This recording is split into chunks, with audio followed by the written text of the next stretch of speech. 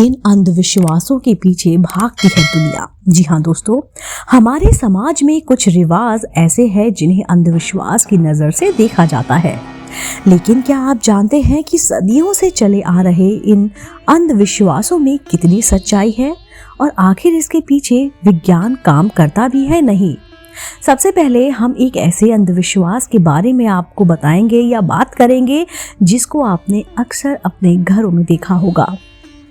लोगों में रात में नाखून ना काटने का लेकर अंधविश्वास है कि रात में ऐसा करने से किस्मत पर बुरा प्रभाव पड़ता है। जबकि पुराने समय में बिजली नहीं होने के कारण रात में नाखून नहीं काटे जाते थे। उस वक्त नाखून काटने के लिए औजारों का इस्तेमाल किया जाता था। इससे अंधेरे में उंगलियों के कटने को डर लगा रहता था।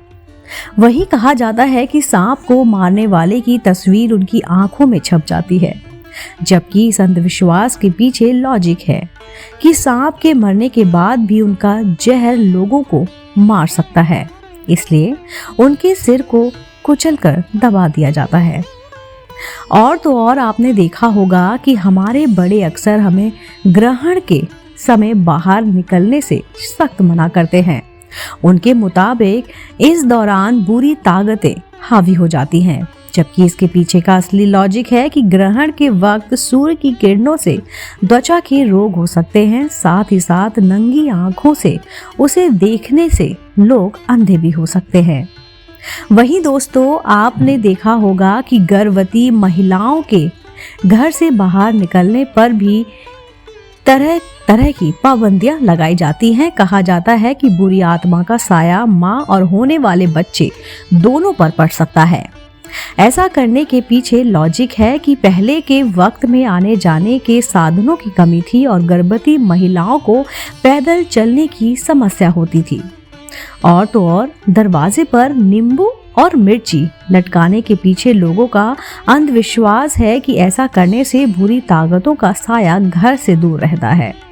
इसके पीछे असली लॉजिक ये है कि नींबू और मिर्ची में मौजूद साइट्रिक एसिड होता है, जो कि कीड़े मकोड़ों को घर में घुसने से रोकता है।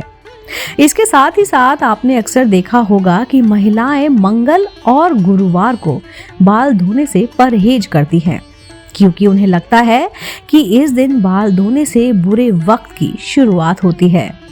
लेकिन आपको बता दें कि पुराने वक्त में लोग अपने घरों में पानी स्टोर करके रखते थे।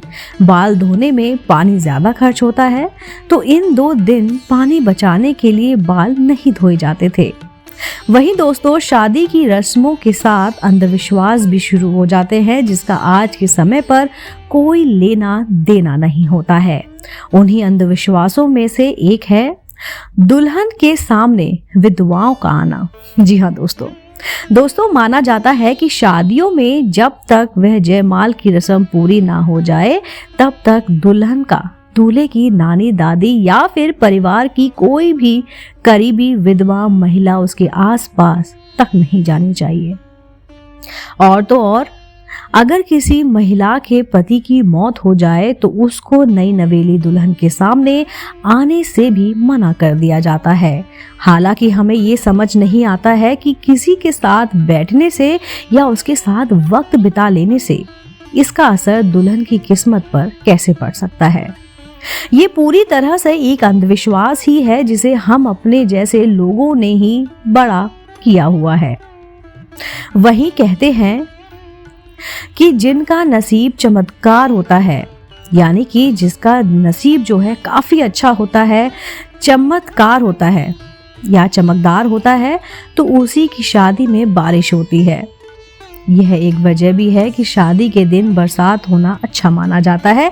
इसका मतलब यह है कि जिन लोगों की शादी में बारिश नहीं होती या बारिश होती है, उनकी न केवल शादीशुदा जिंदगी खुशियों से भरी रहेगी, बल्कि दुल्हन और दूल्हे में आपस में भी काफी पटेगी। हालांकि कुछ इलाकों में शादी वाले दिन बारिश का होना शुभ नहीं माना जाता। जैसा कि मैंने पहले बताया, ऐसा कहा जाता है कि जो लड़की कढ़ाई में खाना खाती है उसकी शादी में बारिश होती है। यही एक वजह भी है कि अपनी शादी की कुछ दिन पहले बड़ी लड़कियां ऐसा बिल्कुल भी नहीं करती, क्योंकि उन्हें सारी तैयारी बेकार होने का डर उनके मन में बना रहता है।